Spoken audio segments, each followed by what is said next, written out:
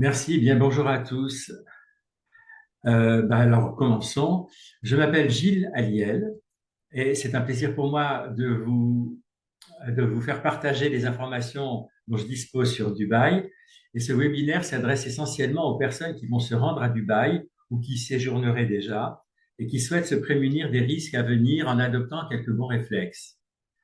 Je suis CGP. CGP signifie conseiller gestionnaire en patrimoine. C'est une abréviation que je vais utiliser souvent. Donc, retenez-la, CGP. Et j'accompagne mes clients sur tous les sujets qui concernent le patrimoine. La gestion du patrimoine concerne de nombreux domaines comme le droit de la famille, la fiscalité, les investissements mobiliers ou immobiliers, la préparation de la retraite, la protection des proches et bien d'autres encore. Et dans ce cadre, j'accompagne notamment les personnes qui souhaitent s'expatrier à Dubaï, c'est le sujet du jour. Je vous propose donc de faire un tour d'horizon pour évaluer les pièges d'une installation à Dubaï, pour bénéficier pleinement des avantages que procure la nouvelle résidence fiscale. Alors pour commencer, on peut dire qu'on peut se rendre à Dubaï pour différentes raisons. En ce moment, à Lille, il ne doit pas faire très chaud. Et ben, à Dubaï, je peux vous dire que la température est bien au-delà de 25 degrés. Et pour bénéficier de Dubaï, alors on peut bénéficier bien sûr des avantages fiscaux, mais on peut aussi jouir d'une meilleure vie. Mais ça, c'est à condition de bien préparer son départ. Le sujet qu'on aborde aujourd'hui consiste à faire un tour d'horizon du régime favorable de Dubaï en se posant des questions. Que faut-il anticiper et quels pièges faut-il éviter pour préserver notre patrimoine? Voilà le sommaire que je vous propose. Le rôle du CGP, c'est d'accompagner les expatriés dans la gestion de leur patrimoine restés en France. Donc, je vais m'occuper essentiellement de ce qui va rester en France dans mon intervention. Alors, être accompagné, pourquoi? C'est parce que partir à Dubaï, ça attire l'attention du fisc. C'est un peu comme si vous braquez un projecteur sur votre patrimoine à l'attention de Bercy. Parce que le ministère des Finances sait que vous partez et ça l'intéresse. Même si ce n'est pas dans votre intention, il faut savoir que vous êtes considéré comme une personne qui fuit l'impôt. En conséquence, il faut veiller sur vos actuelles possessions. Nous allons constater que l'une des principales solutions à mettre en œuvre, c'est l'assurance vie. Je vais donc m'attarder sur l'assurance vie et évoquer l'assurance vie en cas de vie et en cas de décès. Donc, vous décidez de partir à Dubaï. OK, c'est bien, mais qu'est-ce que concrètement ça va changer? Eh bien, je vous propose à travers des exemples de démontrer qu'il faut agir. Je vais évoquer plusieurs situations qui justifient qu'il faut agir. Que faut-il respecter pour être considéré comme résident à Dubaï?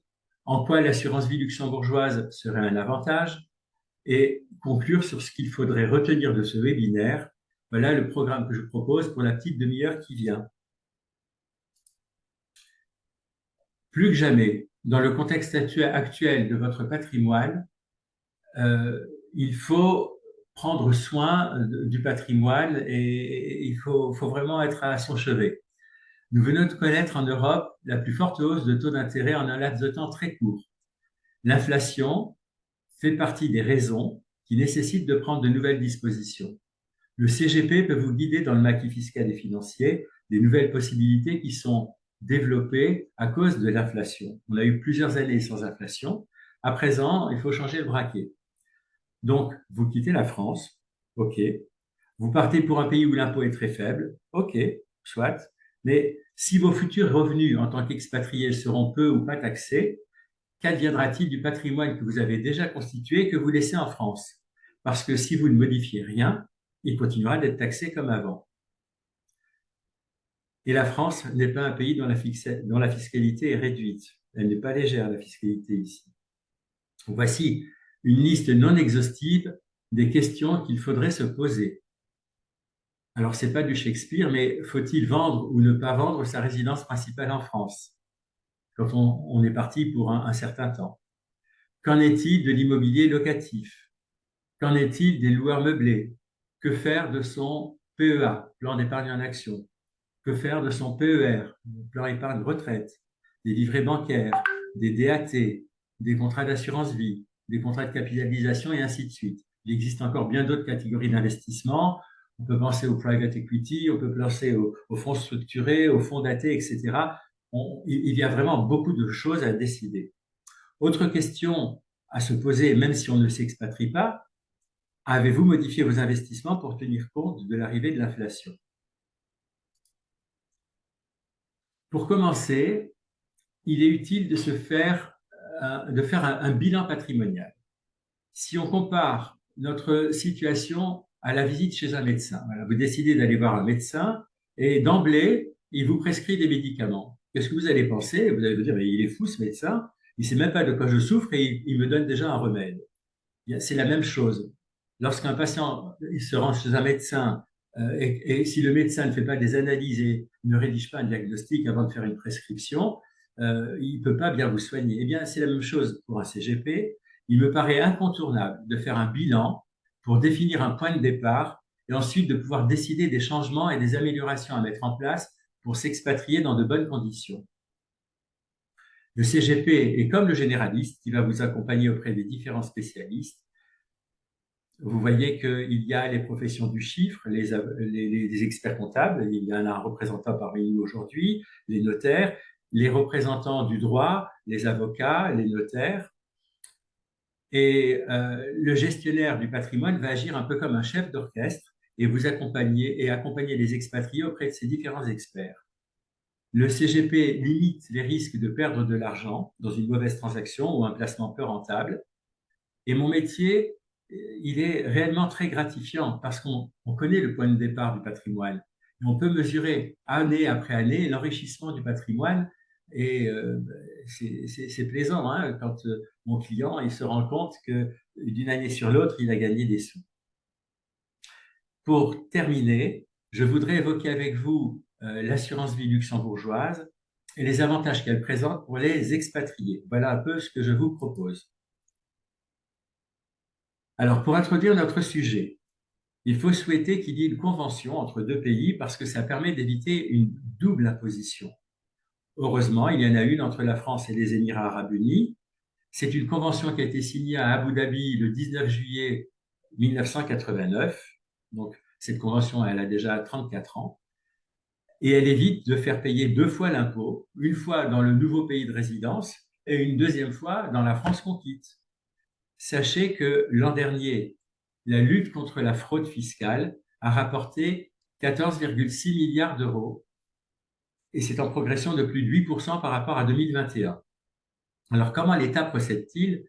Il faut savoir qu'il y a deux organismes, FICOBA et FICOVI, sous la tutelle du ministère des Finances, qui permettent de faire des recoupements pour confondre des contribuables et faire la chasse aux fraudeurs. Tous les ans, les banques et les compagnies d'assurance ont l'obligation d'informer le fisc des capitaux que vous possédez et qui sont déposés dans leurs comptes et dans leurs établissements respectifs. Ensuite, avec l'aide d'algorithmes, on fait des recoupements avec votre déclaration d'impôt, votre éventuelle déclaration d'IFI, pour vérifier s'il n'y a pas de suspicion de fraude. Voilà un peu comment procède l'État, comment procède Bercy. Alors, pour poser des bases tout de suite, je vous propose de faire un point sur l'assurance vie. CAPI ou assurance vie, c'est pareil, c'est la même enveloppe. Avant 97, c'est ce que... Oh, pardon, j'ai été trop vite là. Avant 97, c'est ce que j'entoure avec ma souris. Ben, c'est simple, il y a une exonération totale. C'est une fiscalité qui est très favorable. Je vous propose de ne pas y toucher à ces contrats d'assurance vie, sauf si c'est un mauvais contrat. Alors, qu'est-ce que ce serait un mauvais contrat? C'est un contrat très chargé ou un monosupport. Là, ça pourrait justifier éventuellement de le modifier, mais sinon, c'est des contrats qu'il vaut mieux garder. Donc, les contrats souscrits avant 1997. Ensuite, pendant 20 ans, à partir de 97, il y a eu une fiscalité qui était essentiellement sur 8 ans. Les 4 premières années, on avait 35% de prélèvement, puis les 4 suivantes, 15%. Et enfin, à partir de la 8e année, c'était 7,5% après un abattement de 4 600 pour un célibataire ou 9 200 pour un couple marié. Et au-delà, eh bien, on payait 7,5% d'impôt. C'était un taux qui est relativement faible, relativement bas. Depuis 2017, la fiscalité a continué de s'alourdir puisque le prélèvement forfaitaire libératoire passe à 12,8% sur les 8 premières années. Donc, sur les 8 premières années, il s'est allégé, hein, puisque je rappelle que c'était 35% avant. Par contre, à partir, selon que l'on ait acheté plus ou moins 150 000 euros dans l'année, on va payer 12,8 ou 7,5% d'impôts après 8 ans. Dans le projet de loi de finances 2024, le taux de 7,5 là, que vous voyez là, il devrait disparaître au profit du seul taux de 12,8, pardon. Je vous rappelle que c'est un projet qui n'est pas encore voté, mais on peut voir quand même que depuis l'origine, on n'a pas cessé d'alourdir la fiscalité. Les taux que j'annonce ici, ce sont des taux d'impôt. Il faut bien entendu rajouter à cela la CSG, qui est systématique pour tous les placements. On n'en parle jamais parce qu'elle se rajoute partout. Et la CSG, je vous rappelle, elle est de 17,2%. Le autre sujet d'imposition, on vient de voir la fiscalité en cas de vie. Maintenant, en cas de décès, en cas de transmission donc du patrimoine, on va voir que l'assurance vie, au pire, en cas de vie, elle n'est pas plus taxée qu'un autre placement. Elle était même moins quand c'était 7,5%. Mais elle peut, euh, mais l'assurance vie constitue un excellent support pour investir. Voilà, c'est ça que je voulais vous dire. C'est un support qui est très souple. Un multi-support permet de mettre des unités de compte, de mettre du fonds euro, du garanti, du non garanti. Le non garanti peut être selon votre profil, selon votre appétence au risque, du plus prudent au plus risqué. Donc, on a vraiment un véhicule qui permet de faire à peu près tout ce qu'on veut. En cas de décès, lors de la transmission, si on compare la fiscalité de l'assurance vie et celle du reste du patrimoine, le reste, c'est quoi? C'est l'immobilier, c'est les comptes en banque, c'est les valeurs mobilières. Eh bien, lorsque l'on transmet en ligne directe les ascendants ou les descendants, et c'est le cas le plus favorable en matière de transmission, après un abattement de 100 000 euros qui est renouvelable tous les 15 ans, eh bien, vous voyez ici, dès 16 000 euros, on atteint le taux de 20%. Alors qu'en assurance vie, jusqu'à 152 500 euros, on est à zéro, on ne paye pas d'impôt. Et au-delà, on atteint le taux de 20%. Donc, vous voyez que l'assurance vie est moins imposable que le reste du patrimoine. En ligne directe, on peut être imposé jusqu'à 45% quand l'assurance vie plafonne à un taux de 31,25 pour des capitaux très élevés. En France, l'assurance vie est indiscutablement le meilleur support pour transmettre un capital. Le taux de prélèvement maximum, donc, il est plus faible que celui des autres biens que l'on possède. Et les Français ne s'y trompent pas, puisque 2 tiers de leurs économies, de leurs épargnes, est placée en assurance vie.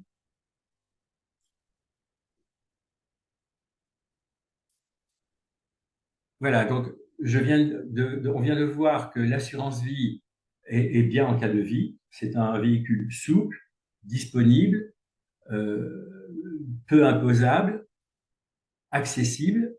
Et en cas de décès, le patrimoine est moins imposé que le reste pardon, l'assurance vie est moins imposée que le reste du patrimoine.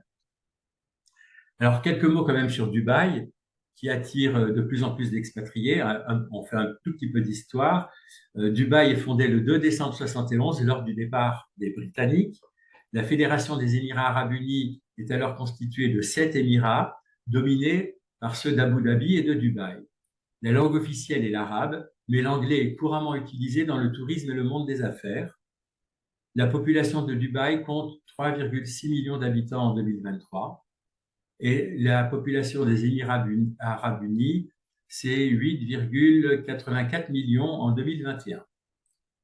Quand on pense Dubaï, on pense aussitôt luxe, shopping et impôts, ou plutôt absence d'impôts.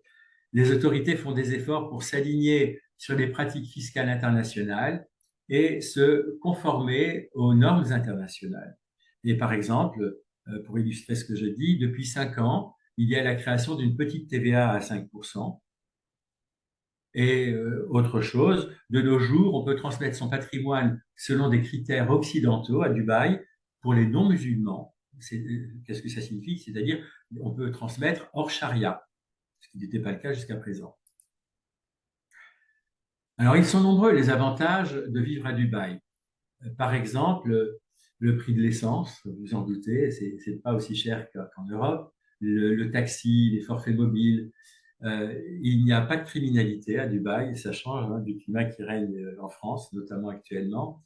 Le pays compte essentiellement des étrangers expatriés, puisque sur les 3,6 millions d'habitants, il y a entre 85 et 90% qui sont étrangers, dont 28 000 Français qui vivent à Dubaï. Il y a une belle communauté française. La vie entre expats est assez plaisante. La proportion d'expatriés est donc très importante à Dubaï, mais il faut dire que tout est fait pour les attirer. Dubaï offre un cadre de vie luxueux. Elle offre surtout un autre argument de poids, des avantages fiscaux, 0% d'impôts. Il n'y a rien à ajouter, hein, il n'y a pas de piège. On fait tout pour aider les entrepreneurs. Il y a encore peu, un couple encourait jusqu'à 1 an de prison pour le simple fait de vivre ensemble hors mariage à Dubaï.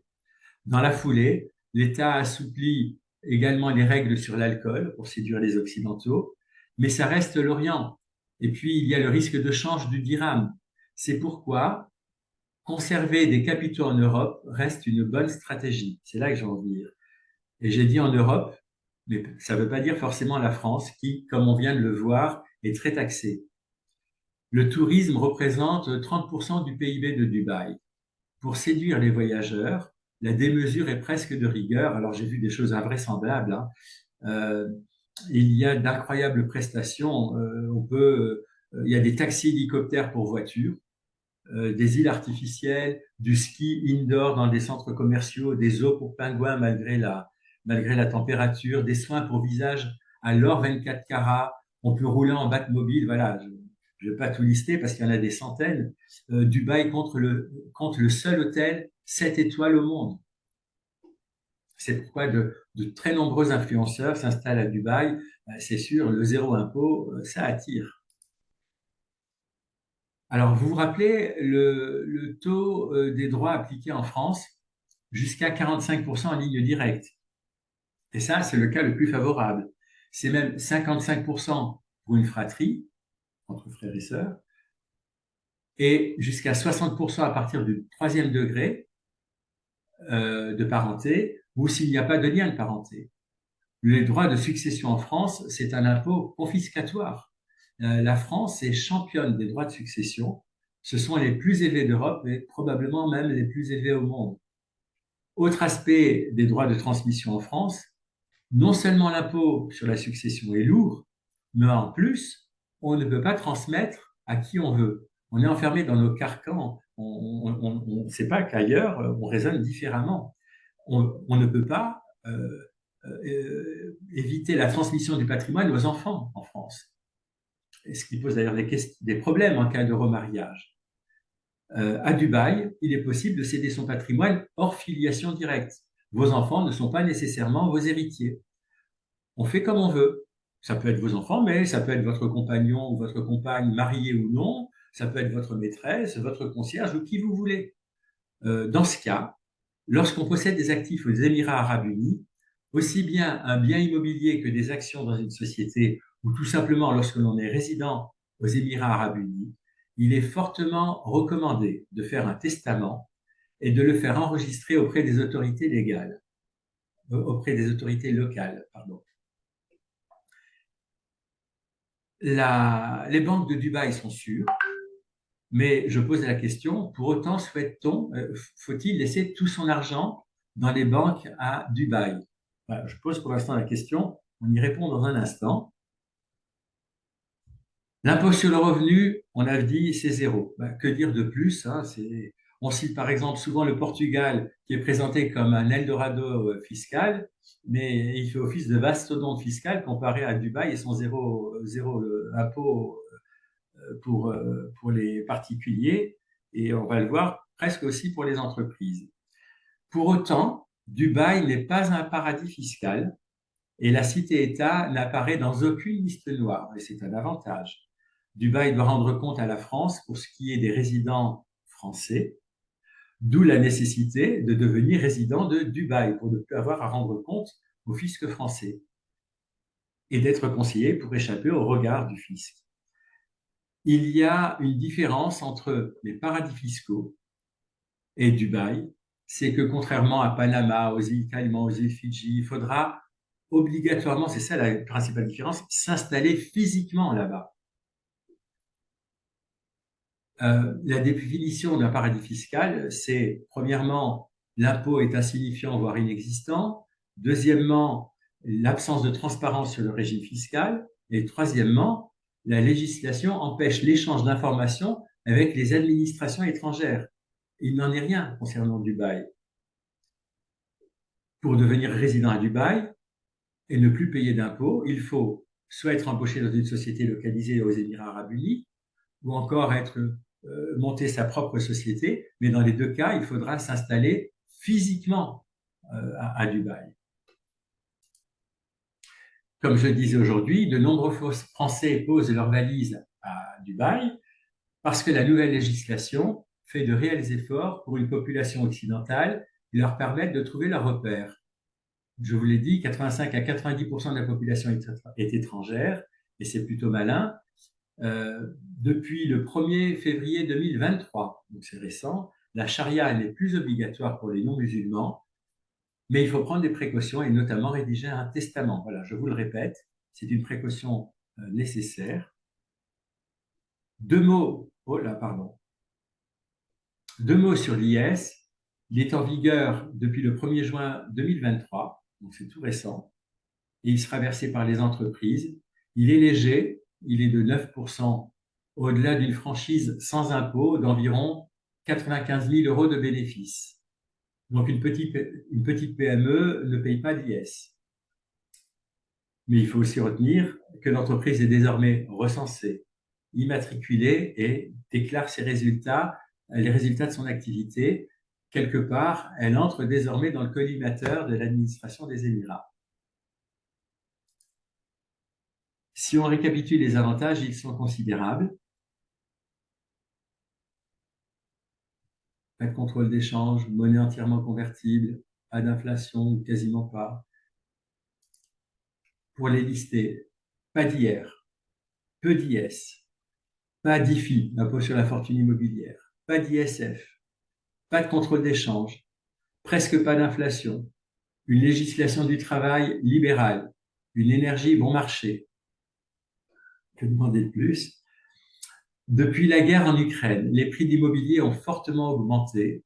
Depuis 18 mois, c'est jusqu'à 50%, voire plus dans certains quartiers. Et la cause est due à l'arrivée massive de Russes qui sont passés de 40 000 Russes à 60 000. C'est presque une petite Russie, ça s'appelle comme ça, là-bas. Nombre de millionnaires russes se sont installés à Dubaï. 4 000 millionnaires russes y sont déjà installés.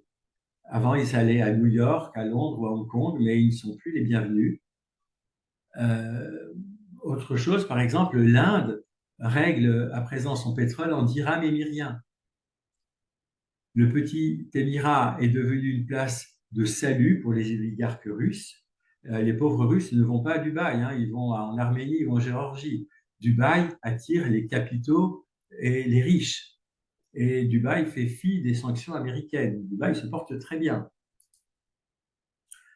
Alors, je vous propose un petit exercice. À présent, prenons 4 exemples. Dans les cas suivants, je vous demande si on est imposable au droit de succession en France. Supposons que vous êtes résident fiscal français, pardon. Oh là là. Voilà, supposons qu'on est résident fiscal français et que vous êtes propriétaire d'un bien immobilier à l'étranger. Donc, je réside en France, mais j'ai un bien à l'étranger. Est-ce que je suis imposable au droit de succession en France?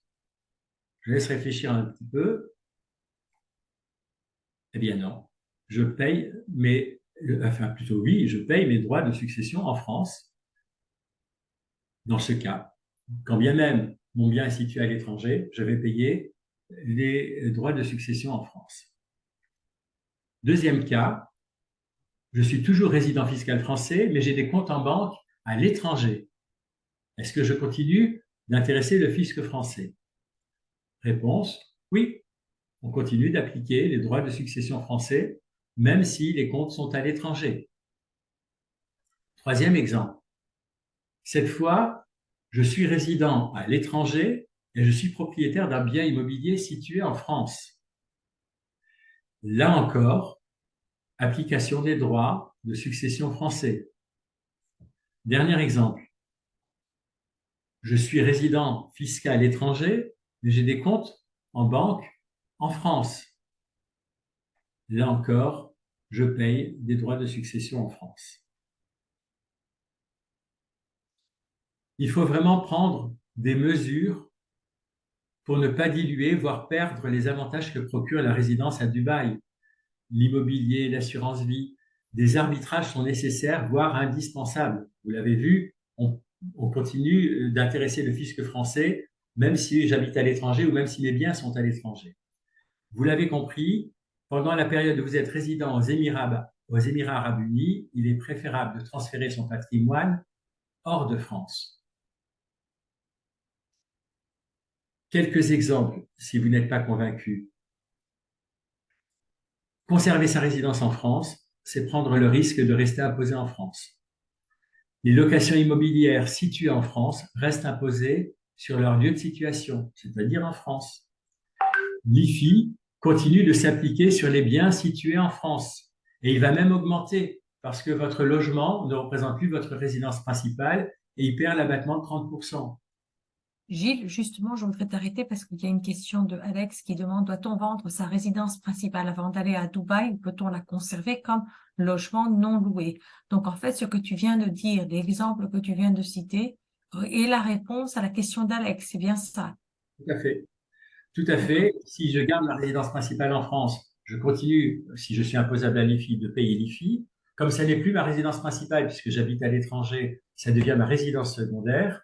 Et je vais avoir, alors je vais perdre l'abattement de 30% qu'on a normalement pour sa résidence principale pour la déclaration IFI, hein, je parle. Et puis surtout, je vais subir une majoration de 40% sur la taxe foncière, puisque ça devient une résidence secondaire. Et la taxe d'habitation pour laquelle je pouvais être exonéré, je redeviens imposable et je vais payer jusqu'à 60% d'augmentation par rapport à l'ancienne taxe que je payais autrefois. Je vous dis, c'est jusqu'à 60%. Moi, je réside à Strasbourg et à Strasbourg, la taxe d'habitation a augmenté de 60% pour ceux qui restent imposables à la taxe d'habitation. Les PEA deviennent sans objet, puisqu'on ne paye pas d'impôt, aucun intérêt de garder son compte épargne en actions en France et de ne pas être imposable sur des actions. C'est ça l'avantage du PEA, il n'a plus aucun intérêt. Voilà quelques-unes des conséquences que l'on va avoir si on ne prend pas ces dispositions en quittant la France. Les éléments d'extranéité constituent un avantage certain.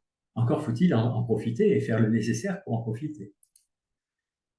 Je vous propose ici quelques Excuse-moi de comparaisons. t'interrompre, Gilles, parce qu'entre-temps, il y a une question de Philippe qui est arrivée. Donc, il demande, il souhaite partir vivre aux Émirats arabes unis pour sa retraite, c'est-à-dire en 2024. Est-ce que tu peux énumérer les avantages? Je pense que les avantages sont ceux dont tu as parlé auparavant en ce qui concerne la fiscalité. C'est ça? Eh Je bien, pense qu'il parle sa de ça, retraite, Philippe. à partir du moment où Philippe ne sera plus résident fiscal français, il faudra qu'il attende minimum un semestre avant de pouvoir déclarer au fisc français qu'il n'est plus résident fiscal français et qu'il est résident fiscal à Dubaï. Eh bien, sa retraite ne sera plus imposable.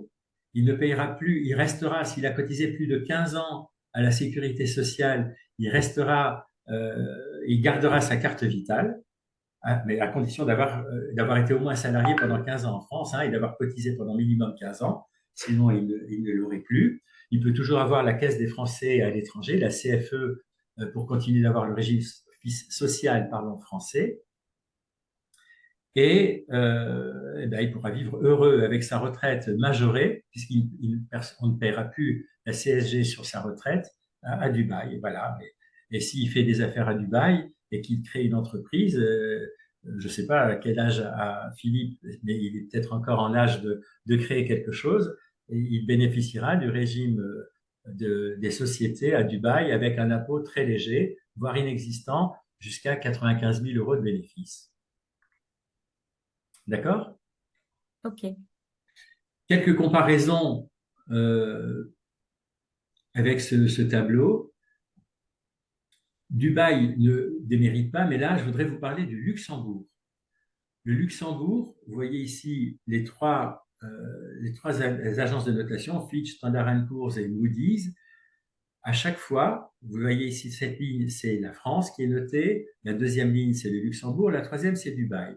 Le Luxembourg, à chaque fois, le maximum, totalise la note maximum par les trois agences de notation. Notez que la dette du Luxembourg, elle est très faible par rapport à la dette française. Le PIB, c'est juste deux lignes en dessous, il est, excusez-moi, je clique trop vite, le PIB par habitant du Luxembourg est 3 fois plus important que celui de la France. Le salaire moyen est presque au double du salaire moyen d'un Français. Je peux vous donner quelques exemples. Au Luxembourg, un chauffeur de bus ou un professeur dans une école primaire gagne 7 000 euros.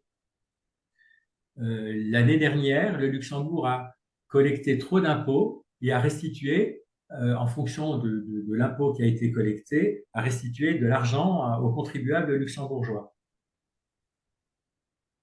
Je relève ces quelques chiffres, et vous voyez qu'il y en a de nombreux et que partout le Luxembourg est mieux noté, c'est pour vous témoigner de la bonne santé du Luxembourg et c'est pour vous dire que vous pouvez y mettre votre argent en toute confiance. C'est là le but de ces quelques chiffres.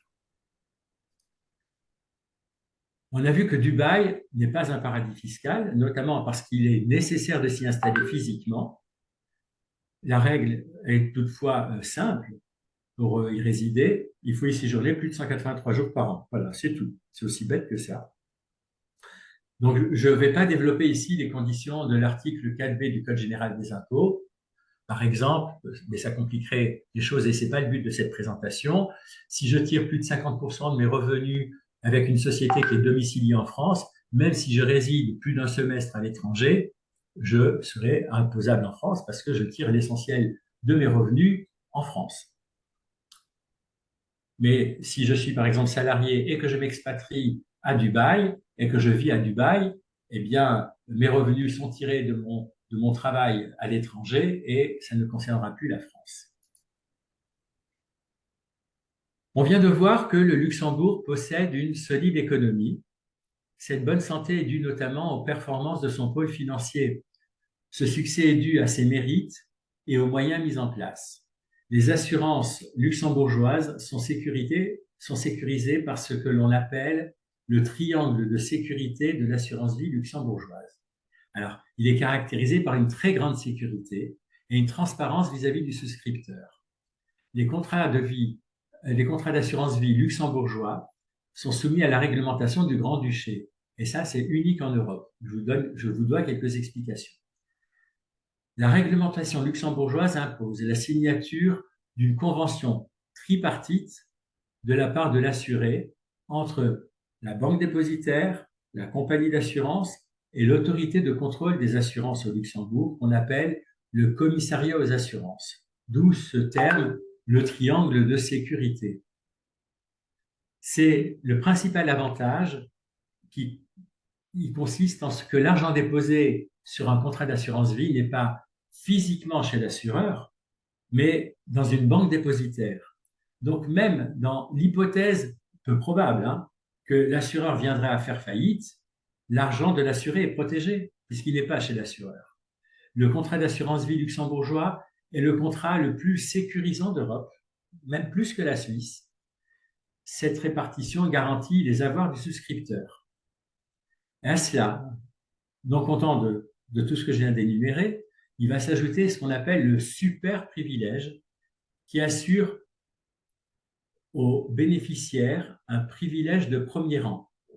En effet, les compagnies d'assurance luxembourgeoises octroient une priorité sur tous les autres créanciers de la compagnie, quels qu'ils soient, même s'il s'agit de l'État ou des salariés de la compagnie d'assurance, c'est le souscripteur qui est le premier est dédommagé en cas de problème. Je vous rappelle qu'en France, ce n'est pas le cas. Une compagnie d'assurance rembourse d'abord ses dettes auprès de l'État, puis auprès de ses salariés. Ce n'est qu'après que le souscripteur serait payé, s'il reste de l'argent. Donc l'argent déposé sur un contrat d'assurance vie n'est pas physiquement chez l'assureur, retenez ça, mais dans une banque dépositaire. Et cette protection peut vous permettre d'investir en toute confiance au Luxembourg. Alors, quelle est la conséquence de tout ce que je vous dis là? C'est que vous l'avez compris, devenir résident à Dubaï et garder ses actifs en France est contre-productif. Garder ses contrats chez un assureur français va vite devenir contraignant en demandant des documents administratifs, des certificats, des CERFA, des tampons. Le contrat d'assurance vie luxembourgeois fonctionne à l'identique des contrats français, à versement libre et retrait libre. Pas de fiscalité sur les gains tant qu'on ne fait pas de retrait. Et lorsque l'on fait des retraits, c'est la fiscalité du pays de résidence qui s'applique. Donc, si je réside à Dubaï, ben, je n'ai pas d'impôt avec mon contrat d'assurance vie luxembourgeois. D'où l'intérêt, voilà, c'est aussi simple que ça, de transférer vos contrats d'assurance vie français vers des contrats d'assurance vie luxembourgeois. Avec Sésame Patrimoine, nous ne faisons pas de traitement standard. Comme les grands distributeurs, nous faisons du cas par cas. Par exemple, en fonction de l'ancienneté du contrat en France, il n'est pas intéressant de transférer son contrat au Luxembourg. Je l'évoquais tout à l'heure. C'est pourquoi il n'est pas souhaitable d'aborder ici des contrats, des conseils d'ordre privé. Pour moi, chaque cas est un cas particulier et on ne peut pas traiter ça globalement. Il y a bien des généralités, mais je les ai déjà énoncées.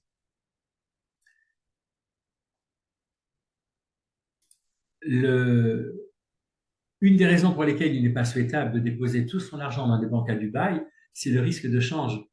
Compte tenu de l'évolution des changes non maîtrisables mis à court et a fortiori à moyen ou long terme, il est souhaitable de ne pas mettre tout son argent à Dubaï et de conserver des actifs en euros. Vous voyez qu'ici, les différences de cours sont non négligeables. Alors, pour conclure, j'ai évoqué dans cette présentation que Dubaï est une destination très prisée. Les particuliers, les entrepreneurs arrivent dans un pays où certes le soleil brille et où aussi les affaires sont prospères. Les autorités font ce qu'il faut pour séduire l'installation d'Occidentaux. Il suffit d'y résider pour bénéficier des avantages qu'on a passés en revue. Ces avantages durent aussi longtemps qu'on y réside. Il y a une belle communauté française qui est bien organisée.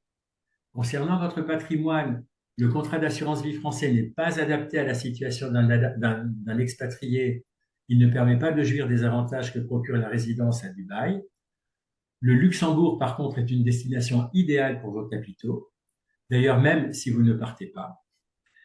Ne souscrivez jamais rien que vous n'ayez pas compris. Si vous ne l'avez pas compris, c'est plutôt parce qu'on vous l'a mal expliqué. Voilà, s'il y a des questions, je suis tout à fait disposé à y répondre. Je suis à votre disposition.